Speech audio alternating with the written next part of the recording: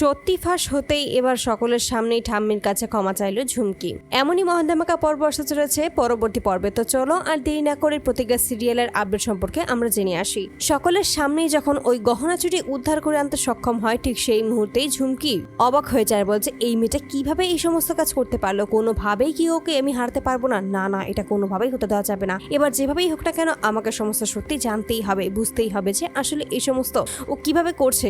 যখনই ঠাম্মি দেখতে পায় যে আসলে নিজের জীবনের ঝুঁকি নিয়েই সাঁতার না জানা সত্ত্বেও ছুটি ঝাঁপিয়ে পড়েছে ওই শুধুমাত্র গহনা উদ্ধার করার জন্য, ঠাম্মির সমস্ত সম্মান রক্ষা করার জন্য, এতে করে ঠাম্মির মন গলে যায়, সমস্ত মান অভিমান ভেঙে যায়। ঠিক তখনই মনে মনে সিদ্ধান্ত নেয় যে এবার যদি ছুটি সত্যি একবার ওপরে উঠে আসে এবং সুস্থ অবস্থায় থাকে, তাহলে সত্যি সত্যি ওকে ওর প্রাপ্য সম্মান এবার তাকে দিয়ে দেবে। আর এই সমস্ত ভাবতে ভাবতে দেখা যায় অভি তখনই ঝাঁপিয়ে পড়ে নদীতে। আর ঠিক তখনই বলছে এভাবে আর সময় নষ্ট করে কোনো লাভ হবে না। তারপরেই ছুটিকে উদ্ধার করে আনে, এতে করে ছুটি তখন ওই গহনাটা দিয়ে দেয়। আর তখনই বলছে ঠাম্মি এটা হলো আপনার সেই গহনা। আর ঠিক তখনই ঠাম্মি বলছে তুমি নিজের জীবনের ঝুঁকি নিয়ে এত বড় একটা কাজ কেন করতে গেলে? কেনই বা অন্যের মতো এই সমস্ত দায় থেকে নিজেকে এড়াতে পারলে না? ঠিক তখন বলছে আসলে ঠাম্মি কি হয়েছে, আমি তো অনাথ আশ্রমে বড় হয়েছি, আমার আপনজন বলতে তেমন কেউ নেই, তাই আপনাদেরকে দেখলে আমার খুব আপন মনে হয়। আর তার জন্যই আমি চেষ্টা করেছি যে আপনাদের সমস্ত সম্মান যেন কখনো নষ্ট না হয় সেই কাজ করার জন্য, আর তার জন্য আমি এই কাজটা করেছি। ঠিক তখনই ঠাম্মি বুঝতে পারে আসলে সত্যি ছুটি তার পরিবারে কতটা ভালো ছিল। ঠিক তখনই তাকে বুকে আঁকড়ে ধরে।